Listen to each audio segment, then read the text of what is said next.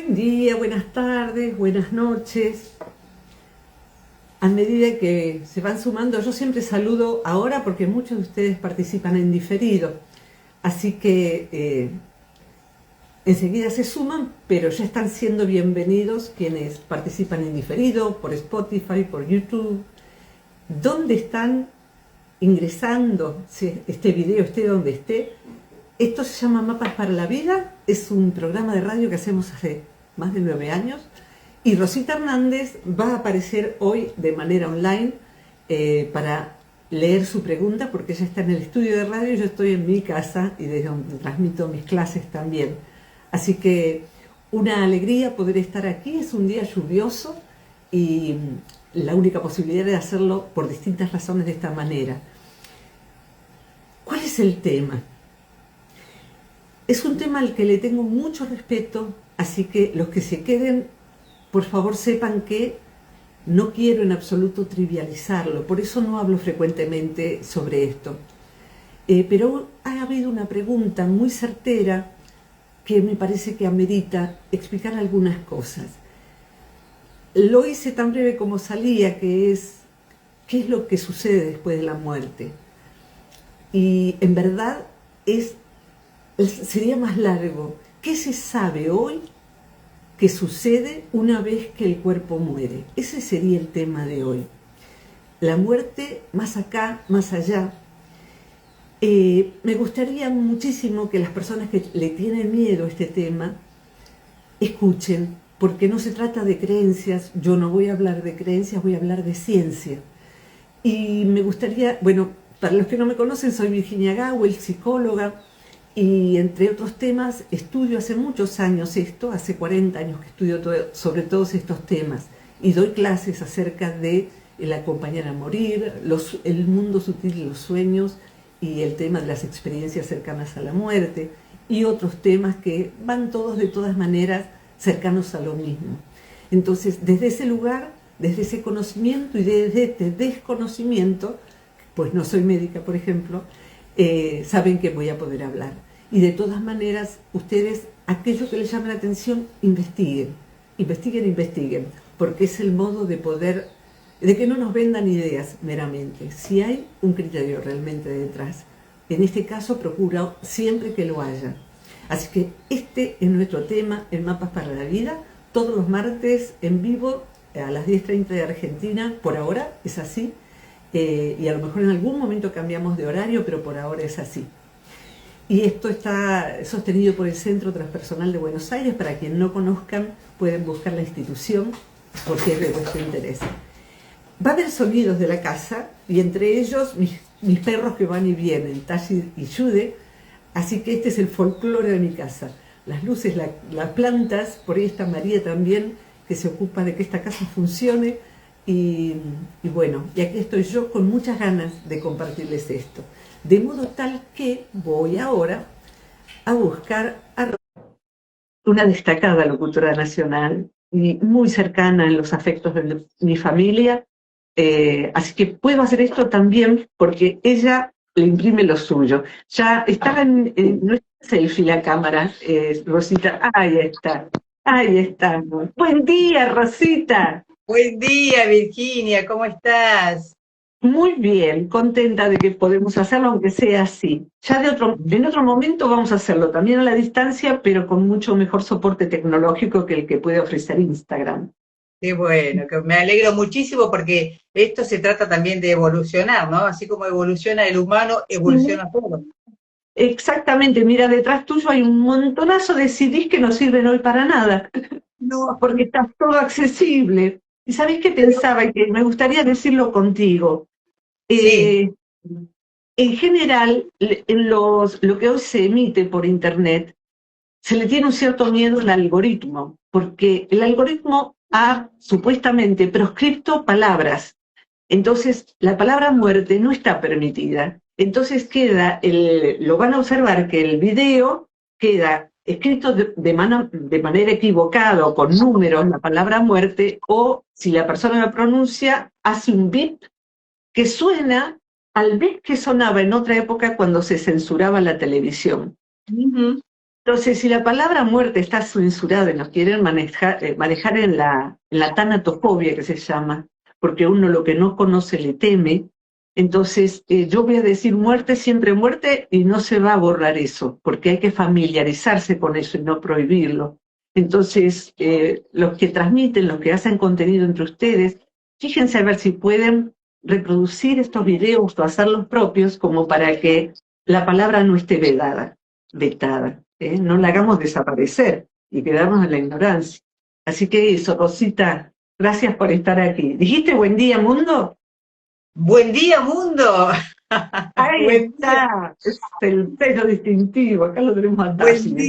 buen día para todo el mundo, para nuestro Luján, para nuestra provincia, para el país y para el mundo.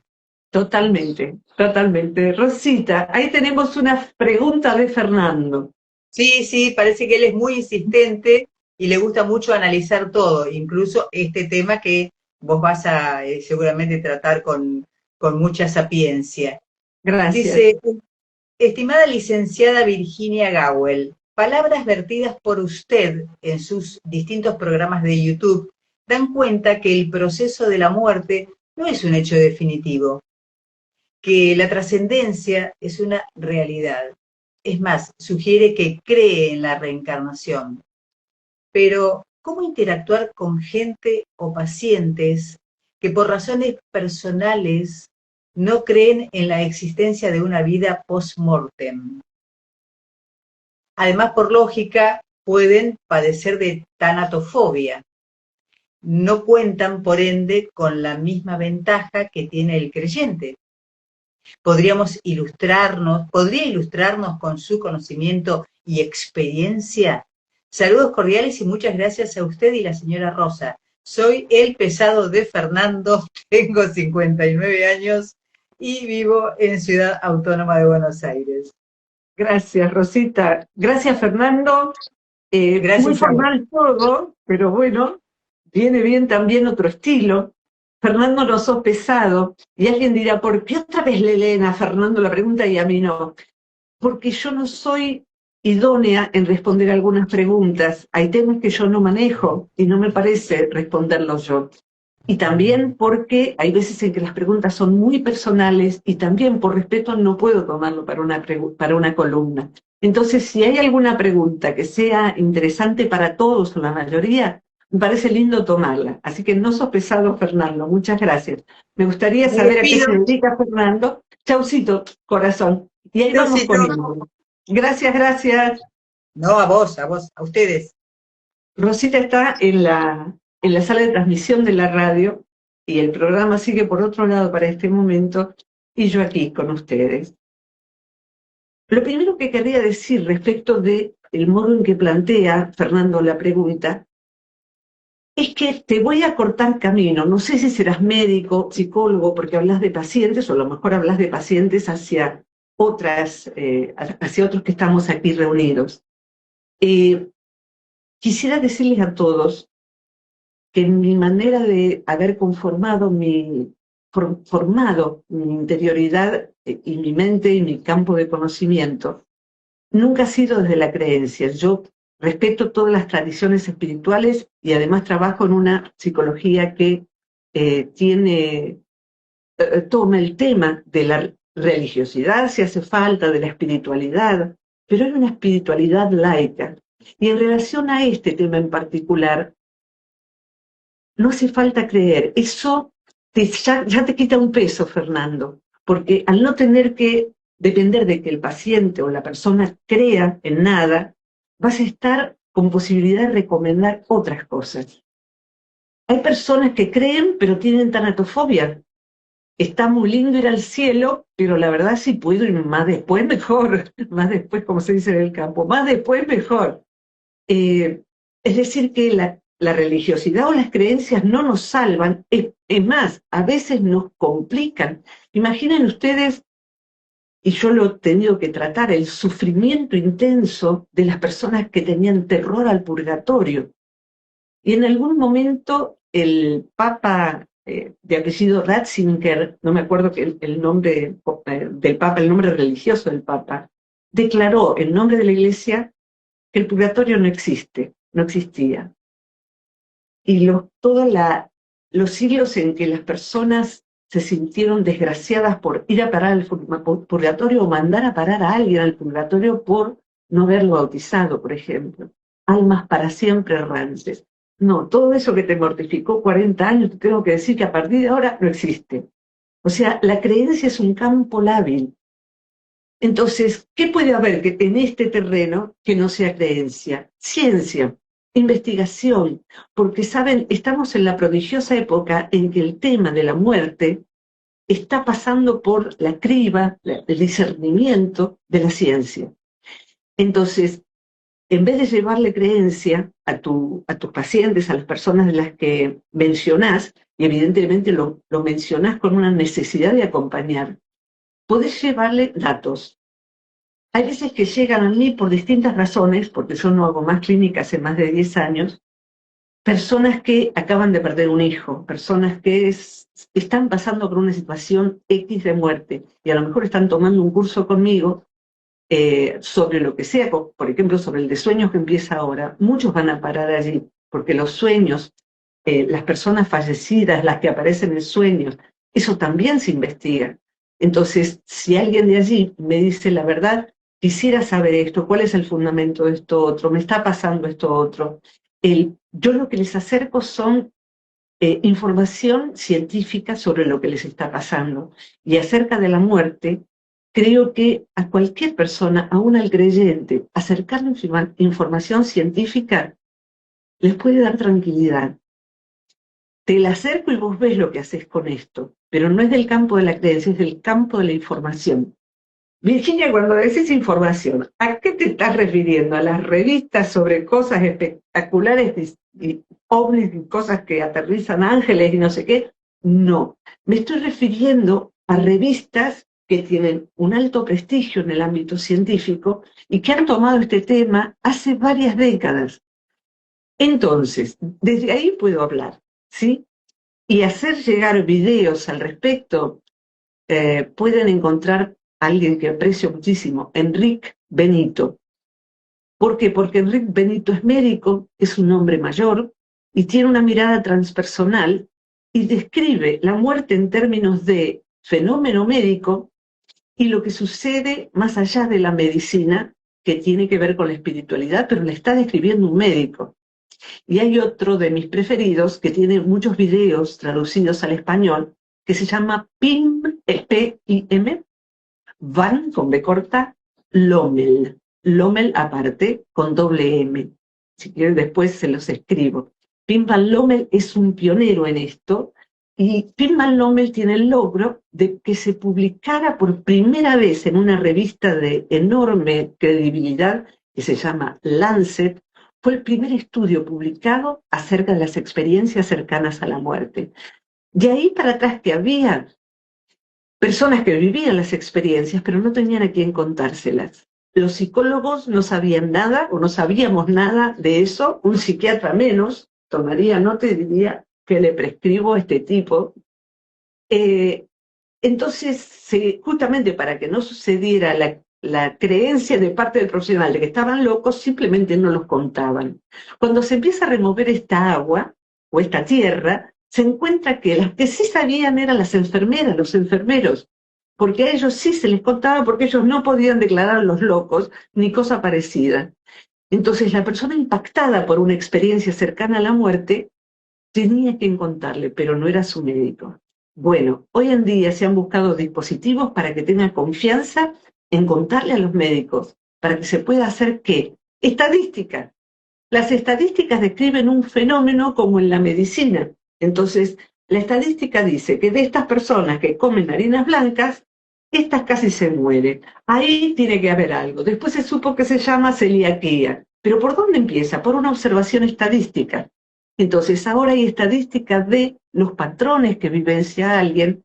¿Qué pasa con la lucidez premortem? ¿Cómo puede ser que alguien demenciado, y esto significa con el cerebro roto, el cerebro muy gastado y roto, puede, sin embargo, antes de morirse, por ejemplo, reconocer a su familia, hablar, describir cosas, estar totalmente conectado con lo que está pasando.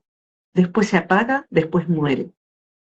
¿Cómo puede ser que haya personas que parecen esperar determinada fecha o que venga alguien de un viaje para entonces sí morir? Un ejemplo extraordinario de esto ha sido la muerte del Papa Francisco. El Papa Francisco estaba muy gravemente enfermo, y esto lo digo no como creyente, como respetante en todo caso, lo podríamos inaugurar. Con su cuerpo roto, se levantó de donde no podía y celebró la Pascua con sus feligreses, y pidió ser subido en el papamóvil, saludó a todos, y esa noche entra en proceso de muerte y al día siguiente fallece, con el buen gusto de no fallecer en la fiesta de los feligreses cristianos, católicos en este caso. Entonces, es así nomás. Yo le llamé a eso cronometrización del tiempo de muerte. Hay algo adentro que no sabemos qué es, que espera, que regula. Yo que no me puedo sacar un dolor de cabeza, por ejemplo, esa inteligencia profunda, que no es nuestra inteligencia la que usamos en el colegio o en la universidad, donde sea, puede regular la energía y los procesos de degradación de un cuerpo hasta que llegue el hijo de viaje, hasta que se dé su cumpleaños, hasta que pase la Pascua. Muere en determinado día. Y ese proceso es sorprendente. Sobre eso hay investigación. Hoy me olvidé de traer el agüita. Perdonen. Entonces, ¿de qué estamos hablando? ¿Qué decís cuando decís experiencias cercanas a la muerte? Acá, en este punto, entro y salgo. Yo no es que crea en la reencarnación. He seguido investigaciones acerca de la reencarnación. Y ahí que hay psiquiatras. El departamento de psiquiatría de la Universidad de Duke, que se escribe Duke con K, en Carolina del Norte, empezó esta investigación recontra antes de que existiera Internet. Ahí el querido doctor Ian Stevenson investigó a niños de distintos lugares del mundo que decían recordar una vida pasada, niños, y viajó por todo el mundo con un equipo que incluía un escribano para tomar acta de que ese niño decía lo que decía y no lo que el doctor quería hacer creer. Entonces, a mí más que los testimonios directos, hoy me interesan los científicos que se juegan su nombre y su reputación a decir cosas que todos los demás o que muchos de los demás no creen. Así que hay muchos psicólogos que a lo mejor se van a ir de este video porque yo estoy hablando de cosas que no se enseñan en la universidad. Quiero decir que yo enseño en la universidad esto también, ¿eh? Y no se levantan y salen corriendo. Así que confío mucho más en quienes tienen sed de saber qué se sabe sobre esto. Solo voy a poder un ratito. ¿Qué es la experiencia cercana a la muerte? Les tendría que haber puesto el título, describir el título antes, pero puedo ahora. La grabación queda guardada aquí, publicada en YouTube y subida a Spotify el sábado en YouTube y Spotify. Así que tranqui, van a tener esto para ustedes y para compartirlos a quien necesiten.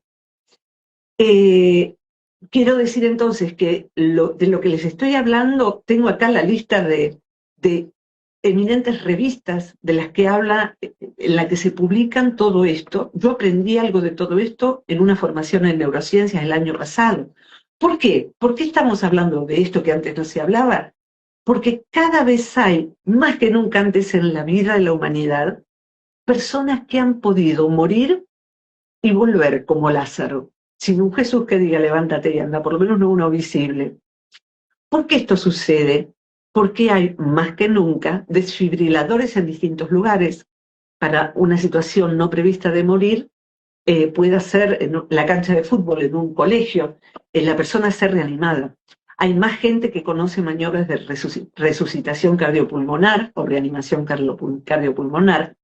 Y en una situación de quirófano, por ejemplo, hay sustancias médicas que se le pueden dar al paciente para traerlo de vuelta, más el desfibrilador, más todo, y quien se hubiera muerto hace 50 años o menos, ahora no se muere. De esas personas, ahí tengo que mirar acá, para el que le interesan las cifras, a mí me interesan, en la población general, para los que no manejen estadística, lo voy a decir así, la estadística no es lo mío. 5 al 15% han tenido una SM, vamos a decirle así, una SM, experiencia cercana a la muerte, en algún punto de su vida. O sea, tienen 100 personas ahí de la población general. De esas 100 personas hay mezcladas entre 5 y 15 que tuvieron esto. Es un número alto, es un número alto. De pacientes en paro cardíaco reanimados, tenemos 10 a 20 personas. Pongamos aquí todos los reanimados cardíacos. Ahí vamos a tener 10 a 20 personas elegidas por azar que tuvieron una SM. Por eso hay un material para hacer dulce hoy. De quienes sobreviven clínicamente a la muerte, no todos recuerdan esto, pero sí, pongamos aquí todos los que sobrevivieron a la muerte. Ahora, levante la mano, ¿quiénes recuerdan haber tenido una SM? 100 tuvieron una experiencia de haberse muerto y haber vuelto, pero no me acuerdo de nada. Pero ahí tenemos 20 personas que levantan la mano y dicen, sí, yo recuerdo. Se estudiaron 2.060 pacientes en paro cardíaco. 330 sobrevivieron. Ahí tenemos el ratio y todo lo demás que se reportó. O sea que esto es así de minucioso. No estoy hablando de la conciencia cuántica, que entonces el doble de no sé dónde, con todo respeto lo digo, pero a mí me marea ese lenguaje. Esto me da forma y me da coraje, me da valentía, si se puede llamar, me da tener la cara con qué hablar de esto sin estar hablando de cosas que son demasiado intangibles, que a lo mejor existen. Entonces, Pim van Lommel está vivo, quien les nombré recién es holandés, y tengo el honor de estar en un equipo de Fundación Meta Hospice en España, con él también allí, y es un honor que estén vivos las principales personas que investigan esto. Son coetáneos, están en nuestra época. Virginia, las experiencias cercanas a la muerte. Muchos de ustedes habrán escuchado que hay un túnel para la mayoría de las personas, que hay seres queridos que nos vienen a guiar cuando morimos, que las personas que tienen estas experiencias mueren y las recuerdan, se encuentran con personas significativas al momento de morir. Inclusive que muchas personas encuentran al morir personas que no saben que han muerto, personas de su contexto, compañeros de escuela, amigos, y a la vuelta, cuando traen el recuerdo, dicen haberse encontrado con fulano, pero fulano está vivo, no, fulano no está vivo. Es muy interesante todo lo que sucede. Hay otro psiquiatra que se llama Peter Fenwick, que es difícil de deletrear, que estudió específicamente el fenómeno de las personas que al morir describen estar siendo visitadas por personas significativas y animales que fueron significativos para esa persona, que parece que le van a guiar y le dan tranquilidad de que no va a estar solo al cruzar el umbral. Los que vuelven describen todos, no me olvido, simplemente me conmueve, describen que algo les da a conocer o alguien les da a conocer que debe volver. La mayoría no quiere, pero debe volver. Conozco muchas personas de manera directa y no me va a alcanzar el tiempo para describir esto, pero sin embargo espero que les sea útil. Las personas que tienen la experiencia de que deben volver para hacer tal cosa, esas personas cuando vuelven, a ninguna persona le hace gracia volver. Una experiencia cercana a la muerte, muy interesantemente descrita en el diario personal de Carl Gustav Jung, el tan conocido psiquiatra que marcó un antes y un después en la psicología y que amo mucho. Él tuvo una experiencia cercana a la muerte en un momento en que tuvo un paro cardíaco y se quebró una pierna. Y está descrito el regreso al cuerpo, que sería mucho más largo de explicar cómo funciona esto. El regreso al cuerpo no fue nada grato. Y hoy se sabe que es esperable que la persona siente que se envasa otra vez dentro de un cuerpo del que se salió hace un ratito y se ve ahí. Es una experiencia muy común. El salirse del cuerpo, y es muy interesante porque la persona ve lo que están haciendo y diciendo, por ejemplo, en un quirófano, los demás. ve dónde ponen sus objetos personales, dónde los está guardando, ve otras cosas que están pasando en el hospital, por ejemplo. Esto es un común denominador en personas que no se conocen entre sí, de distintas épocas, de distintos lugares del mundo, de distintas etnias, de distintos niveles de instrucción. Entonces, la persona cuando vuelve tiene que aceptar estar otra vez en un cuerpo lleno de problemas. Ya tener un cuerpo es un pequeño problema, además de una bendición. Y estar en la perturbación de venir de un lugar de mucha tranquilidad, de mucha paz, a la vida cotidiana, pagar la renta del departamento que alquilan, el alimento de los niños y todo lo demás. Entonces, hay algo que siempre se rebate, pero Virginia, bueno, a mí no me lo rebaten, en general se rebate. No son alucinaciones, para mí son alucinaciones. No, porque no cumplen, algo tiene que cumplir requisitos básicos para hacer una alucinación. Por ejemplo, que no la tengan personas de distintas etnias en distintos lugares del mundo. Por ejemplo, que no deje ninguna huella. Una alucinación no tiene ninguna huella. Yo tuve un pico de fiebre cuando fue, después de dar la charlita el domingo. Tuve un pico de fiebre y tuve un fenómeno alucinatorio, porque hay un medicamento que yo tenía que tomar, más la fiebre alta que subió de golpe, produjo un fenómeno alucinatorio. Pero es irrelevante, me pareció una experiencia interesante, pero no pasa de ahí.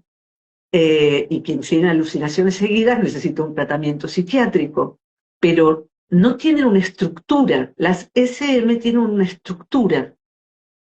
Hay una secuencia, hay algo que sucede más acá, hay algo que sucede cuando se vuelve, y algo fundamental es que tienen, una vez que la persona puede acomodar el fenómeno dentro suyo y saber que este fenómeno es normal, no es patológico. No estoy hablando de una patología, una enfermedad mental. Entonces, sabiendo eso, teniendo quien le crea, quien le dé soporte, aunque más no sea un video o algunos libros serios, va a poder esa persona integrarla a su identidad y hacer algo distinto con su vida. O sea, las SM transforman a la persona. La persona, si ha recibido, digámoslo así, alguna instrucción sobre algo que deba hacer, se le resignifica la vida. Al partir, hoy se sabe que,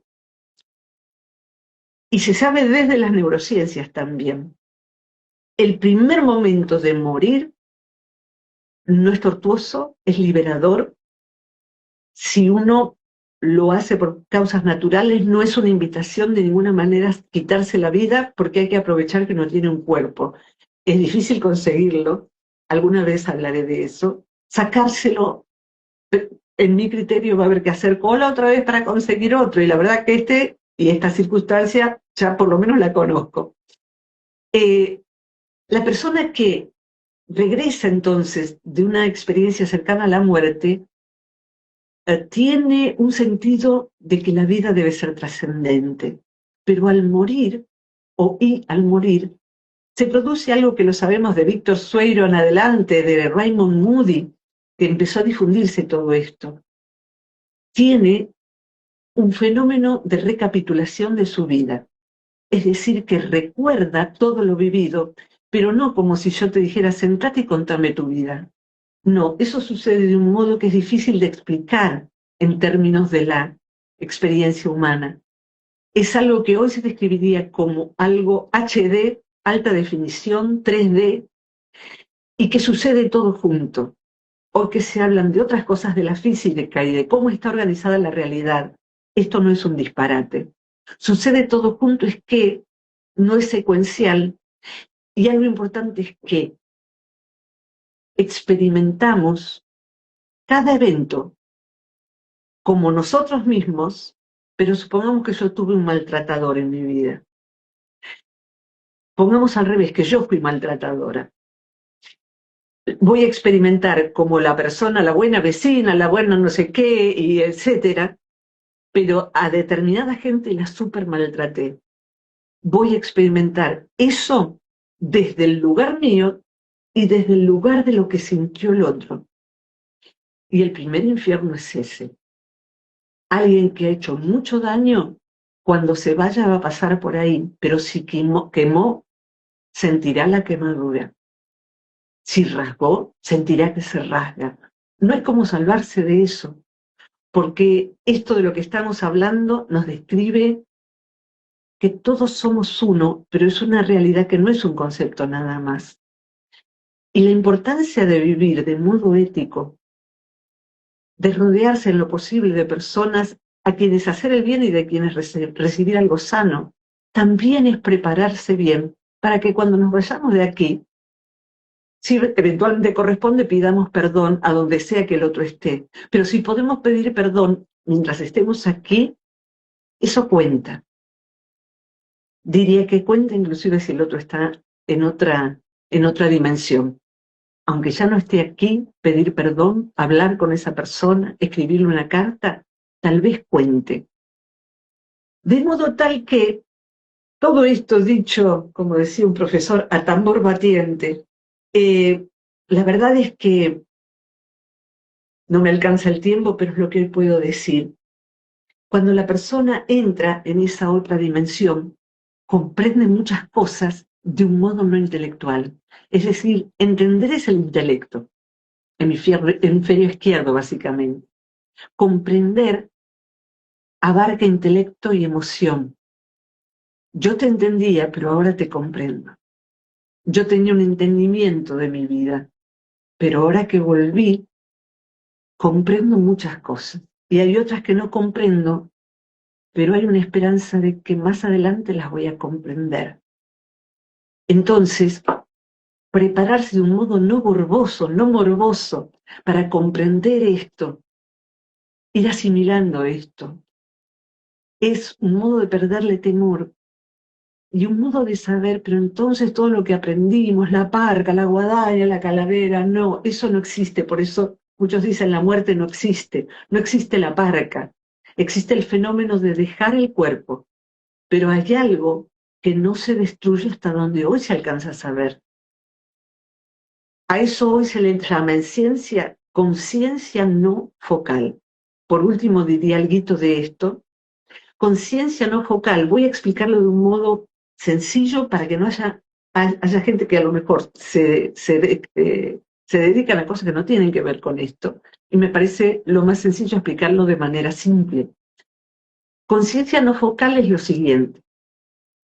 Desde la ciencia materialista, que ya va quedando vieja, lo que se expresó es que el cerebro produce la conciencia.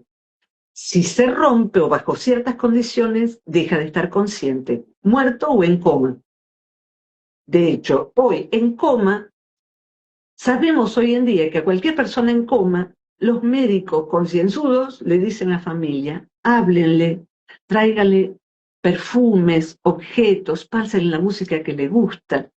¿Por qué? Y porque de pronto sale o de pronto da alguna señal, de pronto algo sucede y de eso está lleno la historia de las cosas que suceden en nuestro mundo hoy. O sea, no sabemos por qué, pero en un cerebro que no está bien, que no está en condiciones de recibir información, no sabemos cómo algo no biológico puede recibir información y puede eventualmente salir de allí. Entonces, antes se decía, en conclusión, que el cerebro produce la conciencia. Y hoy lo que se dice desde una ciencia postmaterialista, es decir, el cerebro que es materia produce lo intangible, dijo la materialista. La postmaterialista, la que vino después y es de vanguardia, de modo muy científico, dice, no hay prueba de eso. No hay prueba de eso. De lo que hay prueba es de que con el cerebro apagado o roto hay conciencia. Porque si no, no hay experiencia. Hay conciencia mientras el cerebro está muerto. Hay experiencia y se la trae y el cerebro la puede recordar. Entonces, dicho de un modo casero, la conciencia no local sería lo que en este momento está haciendo mi teléfono.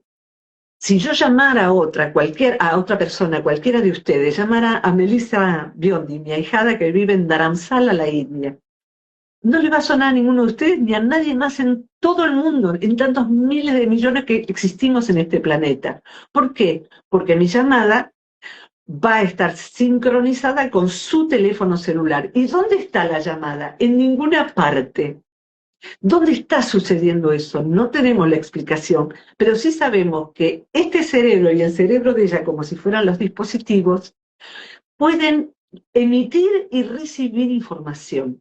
Entonces, lo que está diciendo la ciencia de hoy es que el cerebro es un transductor. ¿Qué significa eso? Como un celular. Recibe y emite información. Y hasta ahí vamos llegando. Pero esto da vuelta al paradigma de la ciencia. Y da vuelta al paradigma de desde dónde podemos vivir nuestra vida para no tener miedo, aunque esto no nos quite el miedo a perder seres queridos. Porque la muerte sí existe, pero para los que quedamos vivos. Y es la ausencia física del otro, que es algo incomprensible. ¿Cómo que el otro no está mal? Eso sí, ya lo hemos hablado en otros momentos, lo volveremos a hablar. Entonces, podemos sacarnos el miedo a un montón de cosas, un montón de creencias que a lo mejor no van con lo que la realidad hoy nos habla. Investigar seriamente e informar a otros. Mi tarea de hoy es informar a ustedes y a lo mejor a través de ustedes a otros. Ustedes a lo mejor tienen alumnos o alguien que está con temor o lo que fuere. Saber, no obstante, que del otro lado no es un espanto, sino todo lo contrario. Es un consuelo cuando pierde uno un ser querido. Y hay una enfermera de hospice, que es donde se puede ir a morir específicamente, que muestra todo lo que puede, es en inglés, pero muestra todo lo que pasa en un hospice cuando alguien está muriendo. Estar informado de eso también puede servir, porque uno ve entonces a su ser querido o a su paciente yéndose en paz. Y lo que está haciendo no son alucinaciones, los movimientos que está teniendo, que está hablando, que escucha voces. Tal vez no sean alucinaciones. Creo que no. Querida gente, esto ha sido Mapas para la Vida. Rosita no puede volver a venir ahora por otras razones del programa, pero si estuviera acá me recordaría. Empieza el curso sobre sueños, está aparte de estos temas, el soñar con personas fallecidas y demás, pero es otro el epicentro que son los sueños. Esta semana empieza, desde ayer que se abrió el campus, y la primera clase es el sábado que viene. Hoy es 20 de agosto de 2025, para que quede en la posteridad y a lo mejor a alguien le sirve, pero ya se va a haber descubierto un montón de cosas más. Va a quedar subidito, y como va a quedar subidito, por favor, ahí voy a dejarles algunos nombres que les mencioné, y me encantaría que si ustedes o alguno de ustedes que ustedes conozcan, alguna persona que ustedes conozcan, han vivido algo de todo esto, me encantaría que lo cuenten, porque en esta comunidad nadie responde con agresividad. Así que, al contrario, uno encuentra información que viene de alguien afín a uno. Así que, muchísimas gracias. Si a alguien le interesa la actividad del Centro Transpersonal de Buenos Aires, pone abajo la palabra curso y las chicas le mandan el programa, y si no, el link en la bio. Un beso grande, gracias y hasta la próxima. Enseguida queda subido el video. Muchas gracias.